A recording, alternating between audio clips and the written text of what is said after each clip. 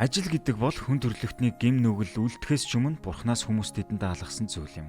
Тэрээр хүнийг авчирч эдийн цэцэрлэгийг арчлуулан сахиулах ажлыг оноосон байдаг. Дэлхийд гим нүгэл гэдэг зүйл бий болохоос ч өмнө ажил гэдэг нь хүмүүний хувьд баяр хөөр сэтгэл хангалуун байхдаа агаар нэг ойлголт байв.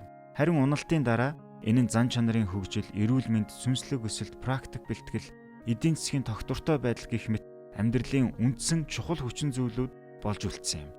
50 жил идэвхтэй ажиллах хугацаанд хүн дунджаар 100 гаруй мянган цагийг ажиллаж өнгөрүүлдэг. Зарим хүмүүс өөрсдийн алдар нэрийн төлөө ажилладаг. Харин Бурхан бидний хийж байгаа бүх зүйлээрээ түүнийг алдаршуулахыг хүсдэг. Та өөрийн ажлаа шударга, итгэмжтэй, өөдрөгөөр хамгийн сайнаараа хийж Бурханыг алдаршуулах ёстой. Эдгээр нь Библийн зарчим буюу Библийн баатруудын өдөр тутамдаа хийдэг ажлынхан шалгуур байсан билээ. Даниэл гим зэмгүй төрийн алмаа хаагч гэдгээрээ, Йосеф өөрийн шударга болон итгэмжит байдлаараа, харин Яаков хадам аав Лабаныхан бодож байснаас ч илүү 20 гаруй жилийг түүний төлөө ажилласнараа танигдсан. Германы хөгжмийн зохиолч Йохан Себастьян Бах өөрийн ихэнх хөгжмөө сүмийн үйлчлэл зориулан бичсэн байдаг. Тэрээр хөгжмийн нот бичдэг цаас бүрийнхэн дээр JJ буюу Есүс Жува буюу латинаар Есүс надад туслаач гэсэн эхний үсгийг бичдэг байсан. Доод талд нь SDG буюу Soli Deo Gloria Deo буюу зөвхөн Бурхны алдрын төлөө гэсэн эхний үсгүүдийг бичдэг байжээ.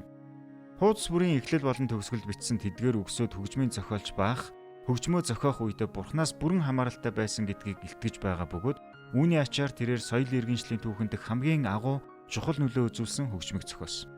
Хэрв өглөө бүр тухайн өдрийг эхлүүлэхээс өмнө бид Христтэй гэрээ байгуулж бидний өдөр тутмын ажилд хамтарч туслахыг гуйн ажил хийхэд тулгарч болох саад бэрхшээлийг шийдэх түүний өдөрдмжинд итгвэл юу болох вэ? Бас орой бүр өнөөдөр миний хийсэн бүхэн сайн бүхэн бүгд Бурхны алдрын төлөө байсан гэж найдаж байна гэж хэлвэл юу өөрчлөгдөх бол? Өөрийн тань хийж буй ажлаар Бурхан алдаршуулгадахын тулд Бурхан таныг ивэх болтугай. Бурхан биднэр өөрийгөө бусдад таниулахын тулд биднийг ажлаар ханга. Бурханыг алдаршуулах өөр нэг арга бол мэдээж хийж байгаа ажлаас авдаг орлогынхаа 11-ээ амлсан ёсоороо буцаа өргөх явдал юм. Ийхүү үйлснээрээ бид Бурханы хаанчлалд хувь нэмэр оруулж түүнийг бидний аврагч, ариун тэтгэх чимээн гэрчилж буй хэрэг юм аа. Амлсан ёсоор 11 хандва өргөх нь бид өөрсдийгөө хоош тавьж харин Бурханыг ихэн тавьж буй хэрэг юм аа.